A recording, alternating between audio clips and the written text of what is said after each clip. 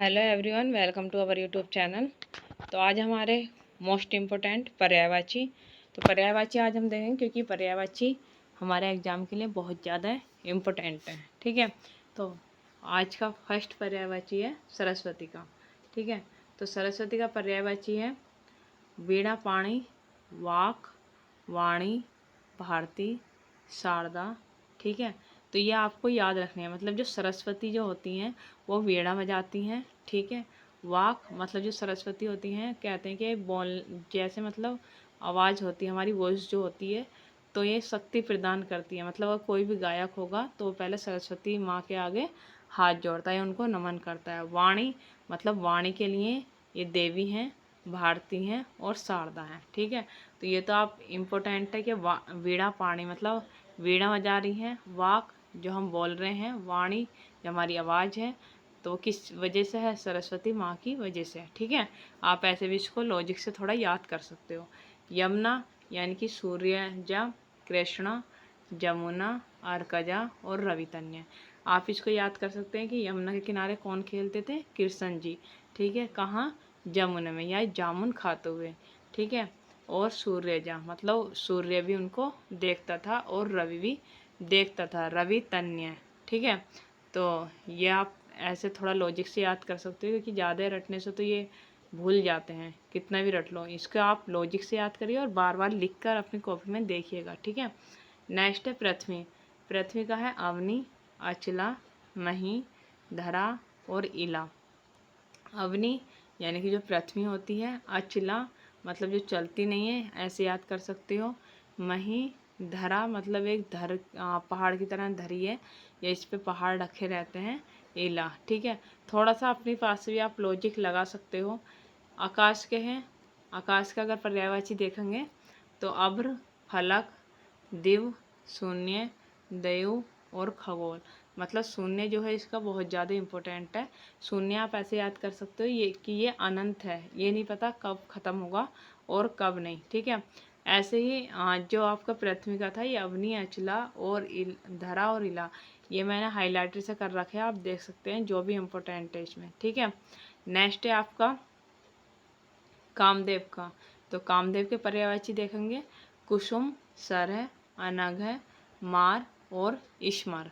ठीक है, कुसुम सर यानी कि अनग, जहाँ पर कामदेव आ जाते हैं तो वहाँ पे क्या होता है? अनंग। ठीक है, ईश्मर मतलब उसकी याद करने की क्षमता कैसी हो जाती है? अच्छी हो जाती है, आप ऐसे भी याद कर सकते हो। नेक्स्ट है बिजली यानी कि दामिनी, बिजली को आप जानती है जो आपकी लाइट है। ठीक है, चपला, विद्युत और तड़ित। तड़ित मतलब जब बारिश होती है तो जब तड़ तड़ करती है, ठीक है, बादलों में वो तड़कती है, तो ये किसका पर्यायवाची हो गया? बिजली का। ठीक है, नेक्स्ट है दर्पण। दर्पण जो हम देखते हैं, आईना जो होता है। ठीक है, शीशा होता है। आदर्श मतलब कोई भी आदर्श है तो उसको कहते हैं कि उसको देखो वो कितना अच्छा काम कर रहा है, तो आदर्श मतलब जिसके गुण होते हैं। प्रतिमान, आईना और प्रतिबिंब। ठीक है, इसका आदर्श याद रख लेना, वैसे तो आपको बाकी सब याद ही होंगे।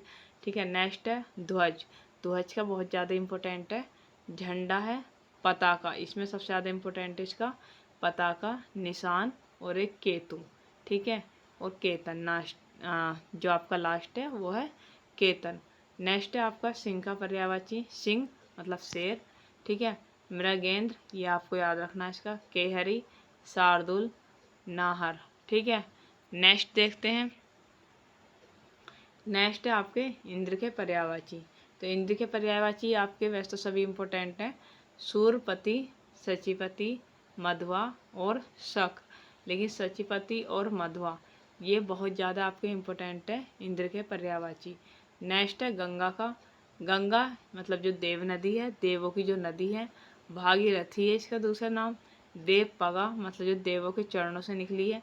और सुरसरी मतलब जो सबको हेल्प करती है, ये सबकी हेल्प करती है, सूरसरी। ठीक है, तो आप ऐसे लॉजिक से इसको याद रख सकते हैं कि जो देवों की नदी है, देव नदी। भागीरथी इसका दूसरा नाम है। देवपगा मतलब जो देव के चरणों से निकल रही है, और सुरसरी जो सबकी हेल्प कर रही है। नेक्स्ट है नदी। नदी के क्या है? सरिता है, तरंगवती है मतलब एक तरंग की तरह से निकलती है नदी। ये नहीं है कि नदी जो है वो अनलिमिटेड है, मतलब नदी कुछ राज्य में होगी, लिमिटेड तरीके से होती है। जिस महासागर होते हैं उनका ये नहीं पता रहता है, जहाँ तक देखोगे महासागर दिखाई देता है, लेकिन नदी अपने एक निश्चित एरिया से बहती निकलती रहती है। वो बात अलग है कि कभी बाढ़ आ जाती है, ज़्यादा हो जाता है पानी।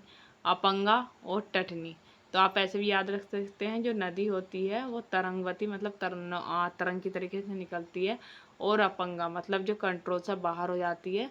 तो टटनी मतलब बहा के ले जाती है फिर खेतों की फसल को। ठीक है, नेक्स्ट है हाथी। हाथी का है गत, कुंभ, वारण, द्वीप और करी। ठीक है, तो ये हाथी के आपको जो इम्पोर्टेंट है ये आपको मैं बता रही हूँ।